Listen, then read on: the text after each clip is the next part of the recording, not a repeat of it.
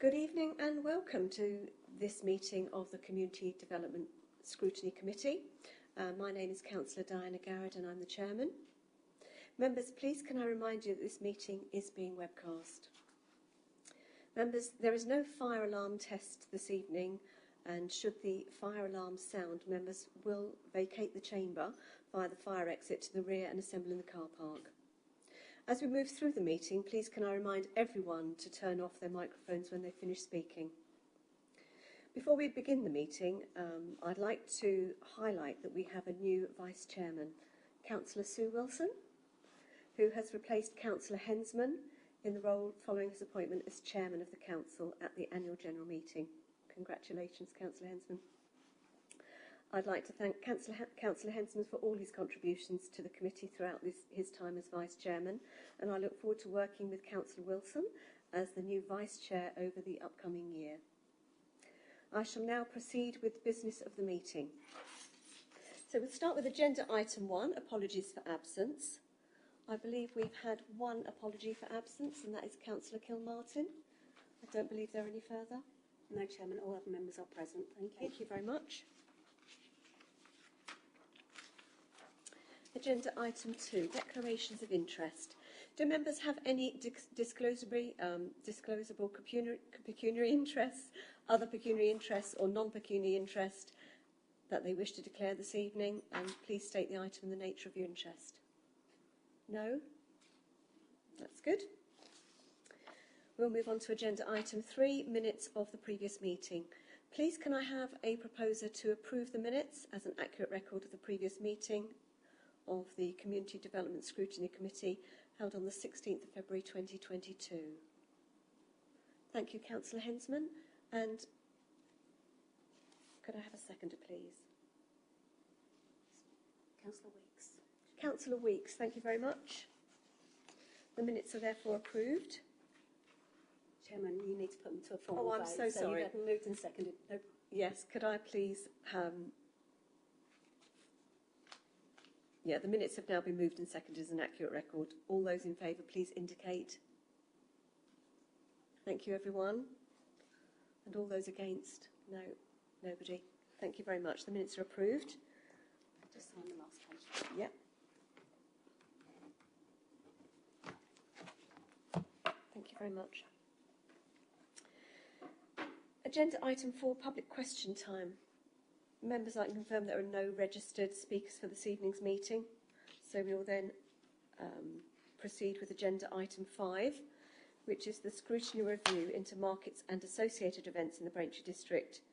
Introduction to terms of reference and work programme 2022-23.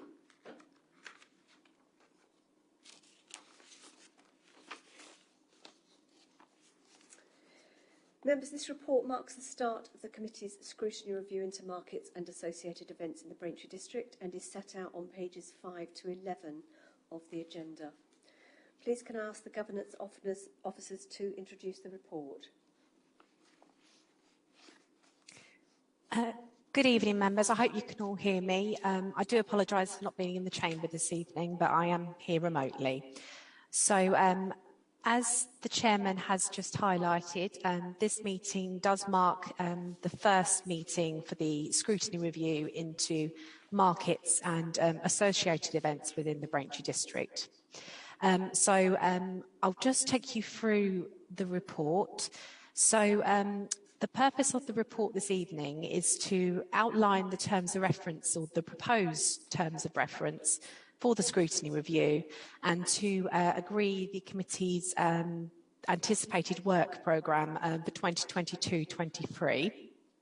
And just to give you a bit of context, the topic of markets and associated events was first submitted as a potential topic by Councillor Mrs Garrett, the Chairman, as part of the January 2022 cohort of potential scrutiny topics. So governance officers wrote out to all members and asked for their topic submissions. Once those had all been received, they were then reviewed by Management Board, who basically looked at those and allocated them, sort of approved them based on their merit and value to the organisation. So once the topics had been finalised and narrowed down to sort of about 5 or 6, they were taken away and looked at by the scrutiny chairman, together with support from governance officers. And from that, we tried to establish a set of terms of reference for each scrutiny topic. So the topic of markets associated events, there, let me just lost my page, was, as I say, put forward by Councillor Garrett initially, and the purpose of that was to look at markets, how we regulate and manage the council, particularly over the last 5-year period, and to sort of use that as a way of, use a scrutiny review as a way of helping to unify the council's approach to markets. So in their initial considerations, Management Board did highlight that the topic would need to be refined. So we hope we've come up with, we've agreed a set of terms of reference that will set some clear and achievable aims and parameters of the review, which will be achievable within the time frame for the review. Just to highlight that the scrutiny review will need to be completed by March 2023, just in time for the May elections. So we would anticipate that we would finish the review by December 2022, with the report being prepared early in the new year. We have, to start with, identified some key contacts for the review. So they include internal contacts within the organisation. We've got the operations team highlighted, marketing and comms, who all have involvement in the markets in different ways. And we have also highlighted some external contacts as well. So that is just a quick summary. The terms of reference can be found in Appendix 1, and the work programme, which we'll also be agreeing tonight, will be can be found in Appendix 2.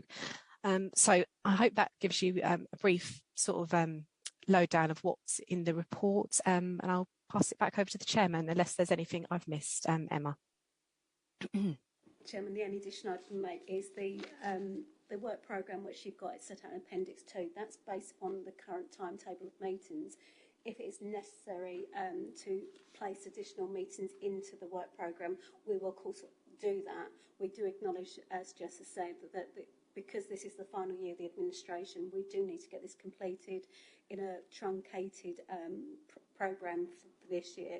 So we will work with members to put additional dates in should it be necessary, so you get a full exploration of the subject in regards to the terms of reference. Chairman, there's nothing further for me to add, but obviously we're here to assist. Thank you. Thank you, Emma. Thank you, Jess. Councillor Mrs. Powell. Madam Chairman, can I ask, the markets that we're looking at, are they only the markets that come under the jurisdiction of Braintree District Council? Because the reason I ask is Housestead comes under the Lord of the Manor, which does not come under Braintree at all, but I'm just checking if that's what we're looking at. So if I can draw members' attention to the terms of reference, the first point is how the market events are regulated and how they're arranged. So through that line of inquiry, one of the things that we would want to provide members with is what is the basis which markets are held. As Councillor Pell points out, Braintree District Council is not the only provider of markets. There are other markets provided within the district, and we would look at those other markets and acknowledge their statutory basis. So we are not going to look into the market charters, but we will, because that is something that's already been established. But it is possible that one of the witnesses that come forward are representatives of the agent for the Lord of the Manor, who has the rights. But obviously, again, time is of the essence on this review. So as you know, we start all our scrutiny reviews with a knowledge leveller, and that is what we'd ask for the council's internal officers to come forward with, to provide a background. But the main aim is to look at the markets and associated events within the Braintree district, but obviously our primary would be the district council, because they're the ones that we have control of, because at the end of the day the scrutiny review is to be a critical friend over our arrangements and ultimately to make recommendations to the executive by Cabinet.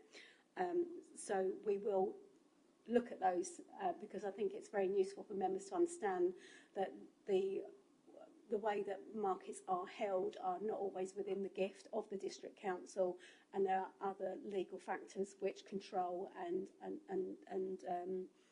and dictate how they operate and what those items that can be sold there.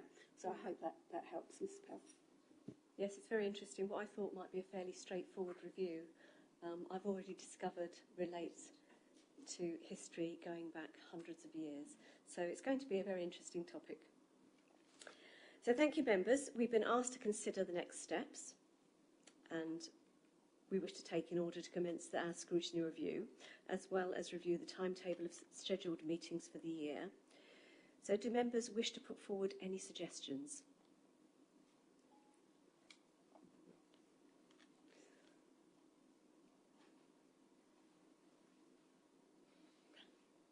No? Nobody at all? Completely baffled. Chairman, if I may, I think what officers would very much appreciate, so if you do have names of people who work within those the markets and those who have put on associate events, obviously we've only got a certain amount of contact details, so we would welcome, you know, members' input into identifying individuals, because ultimately we will write to them inviting them to participate in your scrutiny review, because as you know, your scrutiny reviews have to be evidence-based. This is not just a delve into the history of markets. Yeah. The idea is to, as I say, to be the critical friend, to see how we operate, and part of that is to reflect on maybe what other people's arrangements are. So if you are aware of anybody who has been involved in an event that they've come through the council's process, we'd welcome to have those as well. Thank you. Councillor Mrs. Pell. I can let you have, I won't do it now, I can let you know Mrs. Pell, can you use your microphone? I can let you know who the Lord of the Manor's agent is, because I used to work for him. Oh, lovely. So I know all of that side, so I will let you know what the contact is. When you talk about social events, what are you talking about? You're talking about like events that we do in the public gardens? And no, this is in the context of markets, right. Not social, the associated events. Sorry if I've mispronounced that. So we're looking at other events which are along the theme of markets, so the special markets and that have been held in the district, because one of the questions that have come through is how cost effective are these markets for the organisation? Whilst we may have a statutory duty to provide certain markets and events under maybe charter or under legislation, you know, one of the things that you do through your critical examination is what is put on, is it good value to the residents of districts, not just in terms of providing the asset, but is it a good use of public funds? You know, so one of the things you might want to examine is like, what are the fees and charges that are levied for these events? I think anecdotally that, you know, we've heard various bits and pieces, but you need to have that evidence, and to be the critical friend to the Cabinet, it is putting those, you know, the information together in a comprehensive way. So to draw the comparisons, and one of the things that the chairman of the scrutiny committees, when they came together, were very keen to have the relevant cabinet members come forward as well. So we will be inviting Councillor Tom Cunningham as the relevant cabinet member to come forward to answer members' questions around the provision of markets, because we're not looking just back historically as being an interesting part of the retail offering within our district, but also what markets offer for the future.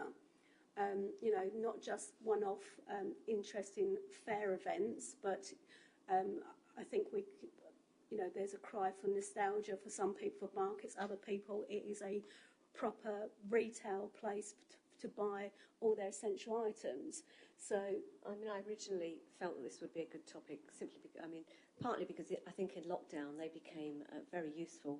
People wanted to shop outside rather than go into supermarkets and things at that time, and they became a valuable asset. So, but also they're quite expensive to run, and I want to just look at all of the pros and cons and delve into it and find out whether we're giving good value for money, which is essentially what we're here for. And yes, as well as Councillor Tom Cunningham, who's the Cabinet Member for Economic Growth, the market officers that we have at Braintree Council, I think, might be valuable witnesses as well. So I'd like your thoughts on that. And there are a couple of bodies which I've emailed out to you. The National Trade Association for Market and Street Traders and the National Association of British Market Authorities. And I thought that those four might be enough to start with. I can't honestly think, we might delve into Helsted. I'm not sure whether that will be of benefit just yet. What are your thoughts, Emma? Chairman, we can put invitations to the associations that you've identified. Obviously, one of the things for a lot of people is actually committing the time resource to come and see us. So it may be that they will provide us with some written materials that the members can look at and explore. I think it's always good to get first-hand evidence from those who are also involved in the arrangement of markets, and sort of making sure that they still continue to be provided. I think what I just need to just remind members is, you're not here to say to people who come here, yes, we will provide a market. You can't make those. You're not a decision-making body. You're a recommending body to the Cabinet once you've explored the topic. So we would be carefully wording the invitation so it's clear as to what you would like to explore with those. Certainly with the national bodies, it's quite a good idea because obviously we've got a very local view of markets.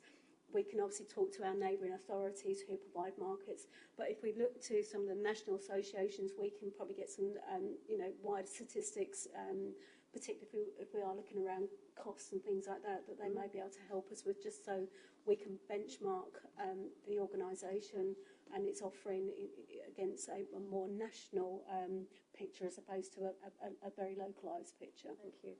Yes, I mean, things like cleaning up after a market, I mean, how much does it cost?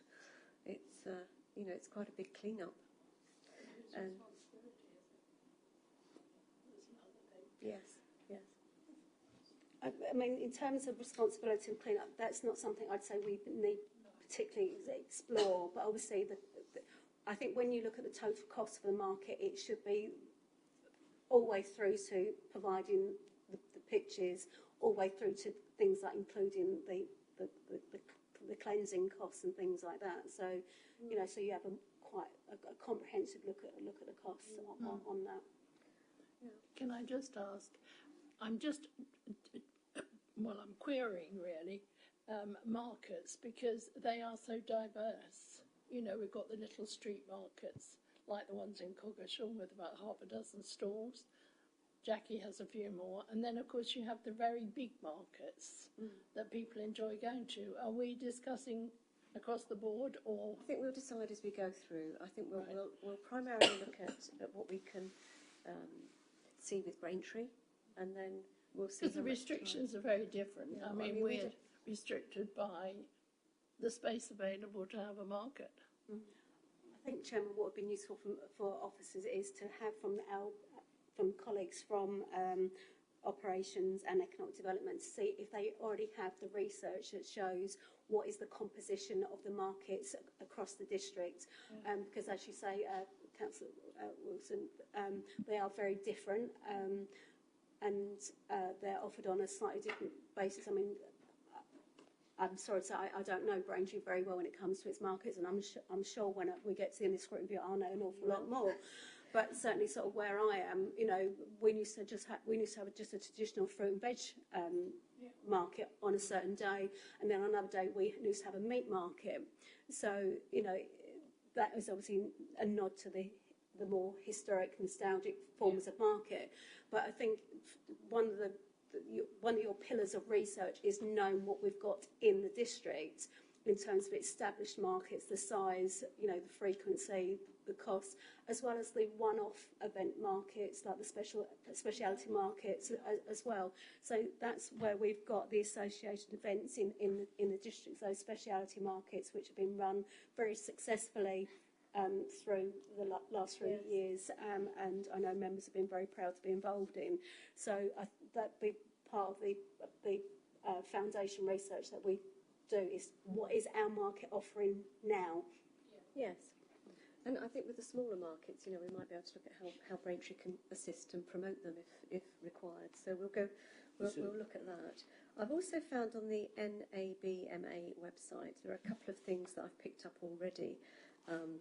District councils are frequently members of that organisation, and I want to explore whether Braintree is one of those. They also offer for members access to benchmarking and survey information if we are members. So that is something I'd also like to explore, which may save us time. I had originally thought that perhaps we should do our own survey, but I think explore first to see if that information is readily available. Did you want to add something? Chairman, it's quite possible that our colleagues from the operations team and economic development will know that if we are members of those organisations.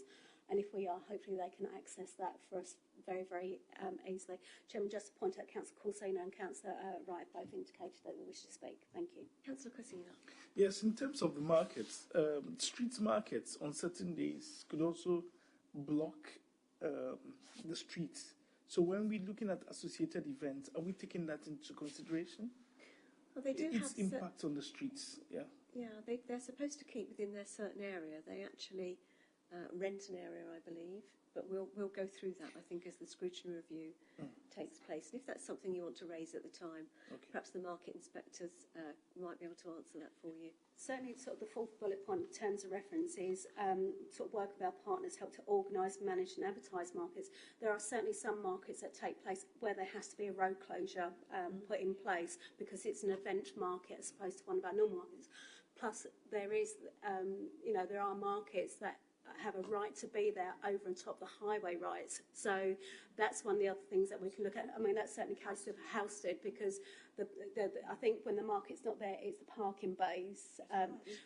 But there's the legal right of the market over the uses of the highway. So those sorts of things can be captured because maybe when you explore this subject and you're looking at the cost of markets, it is those associated mechanisms we have to have in place that looks to the true cost of a market, because I think when we look at markets, it is just a case of how much does it cost for somebody to have a pitch. But again, like all businesses, there's a lot of other on costs and things like highway traffic orders have a cost, advertising, that kind of thing. There's all sorts of costs. Yeah, absolutely. Shut the street off. Yeah, so there's lots of things that can be explored. I think the operations and the economic development team will be able to provide a lot of information. It's about posing the right questions to them, and certainly with the marketing and commerce teams, they've been involved with the other events that have taken place. Yes. And again, hopefully they will be able to provide you with quite a lot of information. But it's a case of just, we'd like to ask members to think about what sort of questions do you want to pose to the officers, because what we'd like to be able to do, that when the officers come, they've already got a set of information to provide you with to then kick off further lines of questioning and evidence gathering. So they'll see the terms of reference as well. Absolutely. So we're going to try and stick to those. Just a moment, Councillor Powell. Councillor... I was just going to butt in and say that Whittam is a street market, I think, run by Whittam Town Council, which uses the Newland Street, and that cuts off the traffic. Yeah. What I'd say, if we make an approach to Whittam Town Council, we would certainly make the same approach to, House of Town Council, we'd make the identical approach to Whittam Town Council, because they are one of our partners in providing markets. Places like Fearon and things like that might. In terms of sort of traditional markets, it is the three towns, but there are other events. I think you could do Coggesham, which is a town, by the way. And no, noted. But in terms of it's a charter market. Yeah, it may be that those towns that we know have markets, however big or small, a case of writing to the clerks to get their information as well. So that's what we were proposed to do. You know, if we know that there are markets that are provided by the town and parish councils, then they are a partner, and we should explore that as part of the evidence gathering as well, because it's about making sure how we do our due diligence and what we are doing. That's right. I mean, we won't delve into the nitty-gritty of those markets because they are run by others. Promoting them would be something I'd be interested in doing. The main part I was going to try out for me is that there's markets or food markets at Crescent Temple. Does that come into the associated events? Because they call it a food and wine market or whatever. Does that come under a different charter? I think also we have to bear in mind there's markets that, because like Braintree is pedestrianised, lots of markets are, but lots of markets aren't. They have to be in the road. Okay, Sorry. thanks. Okay. I think also it's important to note we're not just talking about the markets that sit within the roads. You know, we have markets on open space. They are the what I'd call the specialty markets, the one-off event markets, and that's the things that's been part of the district council's offering. So they're the sort of things that would be explored in the umbrella term markets in the district. But as I said, we will. Chairman's already mentioned about doing a survey, and obviously time is not necessarily on our side, but if members of mind do that there's a set of questions, a uniform set of questions that we want to put to the other organisations and authorities that provide markets, then we can then send that out directly to the clerks who are responsible for that to get their information. And hopefully there may be even quite a bit of information on their own websites. We do that as part of our own evidence gathering to see what's already in the public domain before we put other people to the task of producing it. Councillor Mrs. Pell. Yes, Madam Chairman. As you know, I've been on this council for a long time, and we used to have a community and leisure committee, and that looked at markets. So I don't know how far back your records go that you might be able to pick bits out of it. I know some of it will have been updated with what goes on now, but a lot of the rules and regulations that was applying then will still apply. The only thing I would say about that is that we have all the minutes for the authority since it came into existence, but you've got a parameter of 5 years. So this is not a historic study. This is what is our current offering, and obviously, to give some context to our current offering, we do need to have an eye to the past.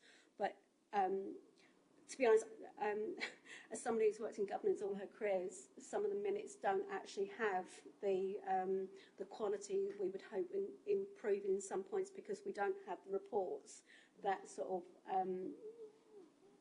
that were sort of under consideration when writing the minutes.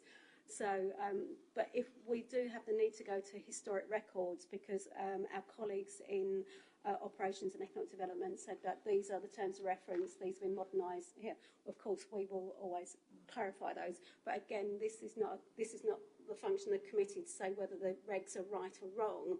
It is an approach to the executive to say that actually we've noticed some inconsistencies, and because of those inconsistencies, the offering is not probably in favour of the organisation because of the following factors. So that will be all part of your evidence gatherings in reaching your conclusions. It could be possible you go through a scrutiny review and go, actually, we're in a fair position, no recommendations. But you've got 5 key questions to answer. They can take you in a number of ways. We just need your guidance to say, where do you want to start? I think what I'm picking up is that the next meeting, it would be good to have the market officers come forward, and that for myself and Jess to sort of investigate what information we already have in the public domain regarding our offering, and then to sort of start building to have the economic development team Absolutely, come and then forward as well. And then the two associations Yeah. get invitations out to them Yes, fairly early we'll on. get invitations out to them as soon as possible because not being familiar of where they're based, you know, there are obviously some travel implications for possibly for some, or there might be a local rep, and if they maybe a case that we have to be put involved in contact with a local rep. I would recommend that you don't have council come in right at the very beginning of the review. I'd recommend you have them come part way, so you've already started to explore the topic. But certainly, Councillor Cullen is very keen to come before you to be part of your review and to answer your questions, etc. And if possible, I'd like to have the market officers, I think, first. Yes, they will have a lot of the historic and the foundation work, so I think that would set a good foundation as to where we can go. I mean, certainly in terms of reference, part of terms of reference 1, we've said to look at how many applications from traders and retailers have been received or refused over the last 5 years. And that's very interesting, I think, because we want to encourage people to take this up. It is, after all, a profession for some people. And I've noticed that the NMTF have a young traders market, a young entrepreneurs campaign for 16 to 30-year-olds in 2022. And the finals for this campaign and competition is in Stratford-on-Avon at the end of August. But the regional final in the east of England, which is this part, is being held in Bury St Edmunds on the 27th of July and is being hosted by the council. There are things that I'd like to explore as to why we're not involved into that, and is it something that we'd want to get involved in? Probably not this year, but perhaps in the future. And it's, you know, there are lots of things we can explore, I think. Also, the National Trade Association of Market and Street Traders, they have a magazine for their traders to try and keep the momentum going. It's a 48-page magazine, and I've had a look at several of them and noticed that Saffron Walden's been on the front page, and then they've got a 4-page spread. But, you know, I went back to about 2018, but I didn't see anything about Braintree.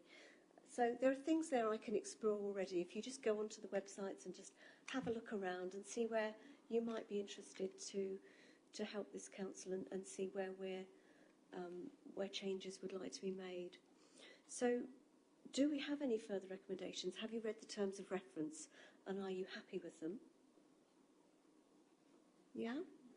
Everyone happy with those? And also the timing of the meetings we were going to look at as well, weren't we? Right, so I think, thank you members, if there are no more suggestions, we'll move on to the recommendations. So we are asked to formally agree the terms of reference for the scrutiny review into markets and associated events within the Braintree district. Number 2, to note the anticipated work programme for the committee for 2022 and 23. And thirdly, to consider the steps they wish to take next in order to commence the scrutiny review. So, is there a member who wishes to move the recommendations for me, please? Councillor Mr. Wright, thank you very much. And do I have a seconder, please? Councillor Mrs. Dervish, thank you very much. Thank you, councillors. Right, I think. Sorry. Chairman, we just need to go to the formal vote. Yes, we please. do. We do. Right, members, the recommendations have been moved and seconded. I'll now proceed to the vote. All members are in favour. Please raise your hand. It's unanimous, Chairman. Thank you very much. Thank you, members. The recommendations are approved. So I'll now move to agenda item 6, urgent business, of which I don't believe there is any. No, Chairman, correct? No urgent business this evening. And since there is no urgent business, this item concludes our business for this evening. I'll therefore close this meeting of the Community Development Scrutiny Committee at 19:49. Thank you, members, for your attendance this evening, and to those watching the broadcast via the Council's YouTube channel. Good night.